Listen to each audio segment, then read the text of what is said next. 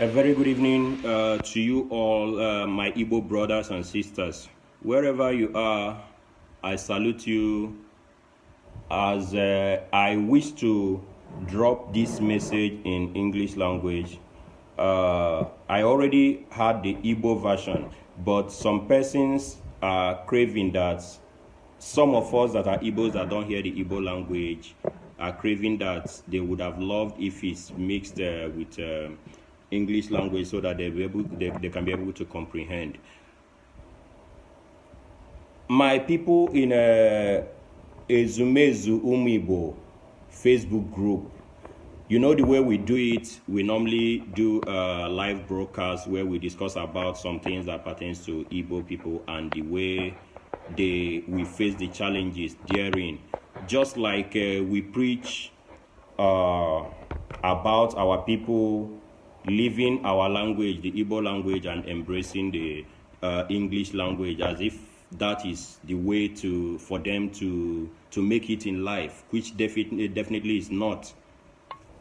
I come today to share a topic with you because it has been a worrisome one and a disturbing one for Igbo race, of which some people can bear me witness to that, while some persons would say, why should that topic should even be mentioned about? What I came up with this evening is about funerals and burials in Igbo land. My people, you can bear me witness, our Igbo people and some persons that have visited Igbo land to attend to a burial or funeral in Igbo land, you will bear me witness that burials and funerals in Igbo land are no longer what it's supposed to be. People has now turned burials, which is supposed to be a mournful and sorrowful moment, to a point, to a situation to compare who is wealthier than the other, who does it better than the other, or who has achieved it, the families that have achieved it more than the other, or the ones that gave a befitting burial more than the other. Instead of the stuff, burials and funerals being a sort of a condolence or a sorrowful situation for the bereaved family. Now, people that are coming for condolences now come to like, let me see what they have, Let me see the kind of food they will serve. Let me see the kind of drink they will serve. Let me see the kind of musicians they will bring in. Let me see the kind of house they are living in, which is not what it's supposed to be. We try to emulate the whites. We try to emulate whatever the white does. But we don't even try to emulate the way they do their burials. If a white man dies, the only thing they do, they wear white clothes. They will just be on black. They wear black clothes on black and black. Carry the corpse, go to the cemetery, bury the person, and drop a flower on the grave. Finish. They just go sorrowfully and mourn the dead. But in Igbo land now, you will see people who are bereaved. They will be crying. You think they are crying for the dead, the person that they lost. But they are not crying actually for that person they lost. What they are crying for is the money that they will spend to bury that person. That is why they are crying, that they don't have it. You see people that have not even eaten 2 square meals in a day, but they are looking for hundreds of thousands and millions that they will use to do burial. They are looking for money that they will use to renovate their house. They are looking for money that they will use to hire the highest DJ or the highest MC, or do the highest rental decoration, or do the highest catering services for someone that just died. But when that person was alive, you couldn't even celebrate the person for even one day. My brothers and sisters, this has gotten so deep that we Igbos, we have to look into it. But I did my research and I now understood that sometime last year, Anambra State House of Assembly members took it upon themselves to propound a law, a bill, they called Funeral and Burial Law Bill in the House of Assembly there. I give you people kudos for that. Continue with the good work that you're doing, Anambra State House of Assembly members. That's a nice step. That's a good step to the development of your people, the development of your state, and the betterment of your people. But the aspect, I went through that bill, and I read through it, and I was looking for the part that you people will mention about refreshment. I didn't see anything about refreshment that you people talked about. Please, they say that a journey of 1,000 miles starts with a step. As you people have thought it wise to come up with that bill, please, I crave on you, let there be an amendment on that bill. I'm not forcing, but it's just a suggestion from me. Let there be an amendment on that bill on the aspect of refreshment. Anywhere they are doing burial, any bereaved family should not even cook a grain of rice or whatever refreshment that people that are coming will eat.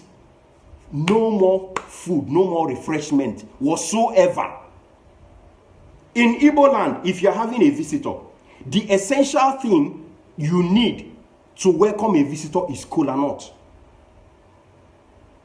So let the bereaved present kola nut and garden egg to the visitors. If you can add water to it, fine and good.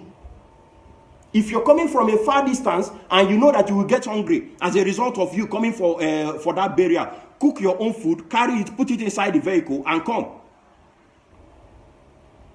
But coming to compare the kind of food that the people cooked or the kind of drink they served you, please, our people, that stuff has been eaten deep into people, that they are spending hundreds of thousands and millions, whereby those people, they have people that have not gone to school, they have people that are not doing well in their businesses, the family on its own is so shattered. Let our people look into this. But I still give you people kudos for the one that you've done. If other parts of igboland, the states, Anambra State, have put up a stepping stone to actualizing that, with the amendment I'm suggesting, it will be a good one. If Imo State should do something like that, it will be nice. Enugu the same thing, Abia the same thing, Ebonyi the same thing. Let's come together as one and remove those burdens that are unnecessary and eating deep into our people's bone marrow. No one knows who it will be tomorrow. But if you think deep, you will still see that all these laws and bills that are being made, that is the poor people that suffer it. But it's quite disheartening that I did inquiries and I'm hearing that some people are against that bill propounded by Anambra State House of Assembly. They are saying government that should develop the state left what they are supposed to do and they're looking into community burials and funerals. Is that what they are supposed to do? My brothers and sisters, think about this. If you bring up this topic in front of anybody, the people that will cajole it, the people that will kick against it, are this set of people that are doing printing press services, people that are doing rental services, people that are doing what do they call it? People that are doing catering services, people that are selling funeral clothes, those people that are selling food items, people that are selling drinks, people that are these people that shoot cannon fire, the rainmakers. These are the set of people that you will see that will criticize against this, because they feel that the bill is thwarting the progress in their business. Forgetting that if you're doing printing, if you are running a printing press, that you are not running a catering service. Forgetting that if you are running catering services, that you are not doing rental services. Forgetting that if you are doing rental services, you are not selling clothes, you are not selling food items. In one way or the other, you are affected. But should we fold our arms and wait for you, our hands and wait for you people, for everybody to satisfy you before the land will be sanitized and be better? No. It's for the good of everyone in the Igbo land. So if it's good for the goose, it will be good for the gander. So anybody, anywhere you are and you're hearing my voice at this time, please pass this message. Let the people propound laws. Let the people propound bills, come up with bills that will help to alleviate people of some excesses that they are incurring as a result of unnecessary things that we are doing in our Igbo land.